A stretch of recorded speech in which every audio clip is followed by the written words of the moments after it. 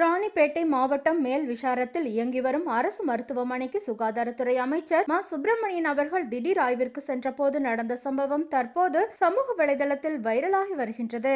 முன் அறிவிப்பின்றி திடீரென அங்கு சென்றபோது அடுத்து அமைச்சர் கண்ட காட்சி அவருக்கு அதிர்ச்சியை ஏற்படுத்தியது. இதனால் அமைச்சர் கடும் கோபம் அடைந்து இறுதியில் என்ன செய்தார் என பாருங்கள். அமைச்சர் திடீரென மருத்துவமனைக்குள் நுழைகின்றார். மருத்துவமனை வாசலில் நோயாளிகள் காத்து நிற்கின்றனர். மருத்துவமனையின் இரும்பு கதவு திறக்கப்படாமல் இருக்கின்றது. கணவர் தனது கர்ப்பிணி மனைவியை அழைத்துக் கொண்டு வந்து காத்து நிற்கின்றார். அவரிடம் சென்று அமைச்சர் ஏன் வெளியே நிக்கிறீங்க, டாக்டர் வரலையா என விசாரிக்கின்றார். இல்ல சார், இன்னும் கேட்டே திறக்கல, யாரும் வரல சார் என்றதும் அமைச்சரே கேட்டை திறந்து அனைவரையும் உள்ளே அமர வைக்கின்றார். உள்ளே சென்ற அமைச்சர் எங்கே செவிலியர்கள், எங்கே மருத்துவர்கள் என அங்கும் இங்கும் பார்க்கின்றார். மருத்துவமனையில் ஒருவர் கூட இல்லை. மருத்துவமனையின் விளக்குகள் கூட ஆன் செய்யப்படாமல் இருக்கின்றது. அமைச்சர் உள்ளே சென்றுதான் விளக்குகளை ஆன் செய்கின்றார்.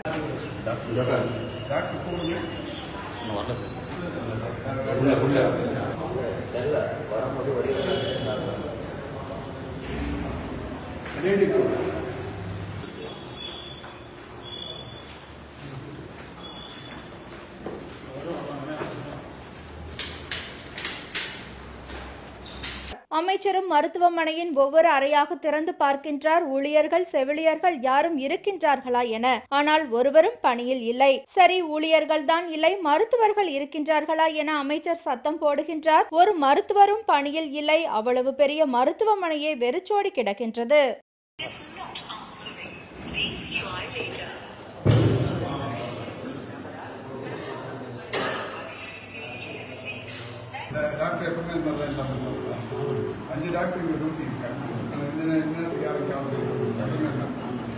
சரி, செவிலியர்கள் யாராவது இருக்கின்றார்களா என அமைச்சர் ஒவ்வொரு இடமாக சென்று பார்க்கின்றார். ஒரு செவிலியர் கூட பணியில் இல்லை. கர்ப்பிணி பெண் உட்பட நோயாளிகள் வெளியே காத்து நிற்கின்றனர். சரி, இவர்களையெல்லாம் கண்காணிப்பதற்கு மருத்துவமனை அதிகாரி ஒருவர் இருப்பாரே, அவராவது எங்கே என விசாரிக்கின்றார். அவரும் அங்கு பணியில் இல்லை.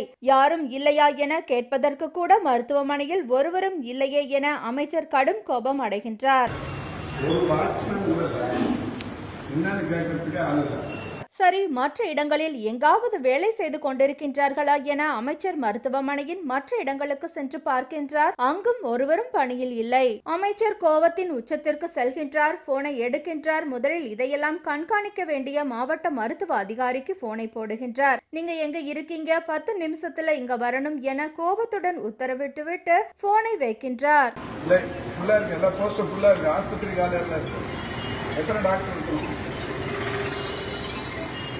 ஒரு டாக்டர், ஒரு நர்ஸ், ஒரு யாருமே இல்லை. எவ்வளவு நாள் ஆச்சு நீங்க வந்து? ஒரு டாக்டர் இல்லை.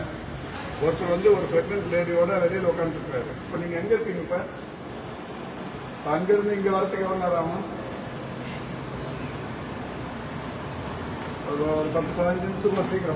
சிறிது நேரம் கழித்து ஒரு நர்ஸ் மட்டும் பணிக்கு வருகின்றார். அவரிடம் வருகை பதிவேட்டை எடுத்து வர சொல்லி யார் யாரு பணிக்கு வரவில்லை என்ற விவரங்களை சேகரித்துக் கொள்கின்றார் அமைச்சர்.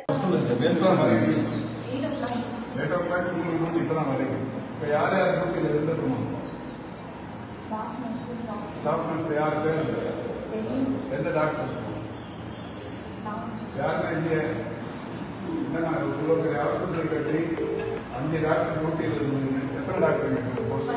5. எவ்வளோ நர்ஸு? 9 பேர். அதுக்கப்புறம் மற்ற ஸ்டாஃப்லாம் எத்தனை பேர்?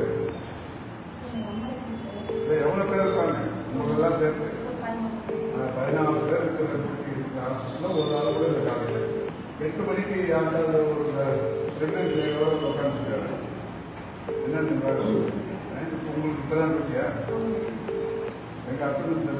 பணியில் இருக்க வேண்டிய மருத்துவருக்கு செவிலியரை போன் போட சொல்கின்றார் அமைச்சர். செவிலியர் போன் போடுகின்றார். அமைச்சர் வந்திருப்பது தெரியாமல் வழக்கம் போல் அந்த மருத்துவர் செவிலியரின் போனை எடுக்கவில்லை. அமைச்சர் அதையும் குறித்துக் கொள்கின்றார். ஒருவர் கூட பணியில் இல்லாததையும், போன் போட்டால் மருத்துவர்கள் போனை எடுக்காததையும், கர்ப்பிணி பெண் சிகிச்சைக்காக காத்து நிற்பதையும் எல்லாவற்றையும் நேரடியாக கண்ட அமைச்சர் கடும் கோபத்தில் சம்பந்தப்பட்ட உயர் அதிகாரிக்கு போனை போட்டு இப்போது இங்கு பணியில் இல்லாத அனைவரிடமும் விளக்கம் கேட்டெல்லாம் நோட்டீஸ் அனுப்ப தேவை தேவையில்லை. நானே கண்கூடாக பார்த்துட்டேன். நேரடியாக அவர்கள் மீது தக்க நடவடிக்கை எடுத்துவிட்டு எனக்கு உடனே சொல்லுங்கள் என உத்தரவிட்டார் அமைச்சர். மேலும் எடுத்த நடவடிக்கையை பத்திரிகையில் செய்தியாக வெளியிடுங்கள். அப்போதுதான் இதுபோன்று செய்பவர்களுக்கு இது ஒரு பாடமாக இருக்கும், பயம் வரும் எனவும் அமைச்சர் அதிகாரிகளுக்கு உத்தரவிட்டார்.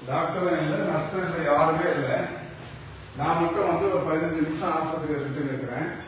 யாரெல்லாம் டியூட்டியில் இருக்கணும் அவங்க அத்தனை பேருக்கு நீங்க இப்போ வராததுக்கு டாக்டர் வராது நடவடிக்கை எடுத்துருக்கல. யாருமே இன்னைக்கு டியூட்டியில் இருக்க 8 மணிக்கு இப்போ எத்தனை மணிக்கு இங்கே இருந்திருக்கணுமோ யாருமே இல்லை. நில்லு யார் சொன்னாலும் கேட்காது. பிரஸ்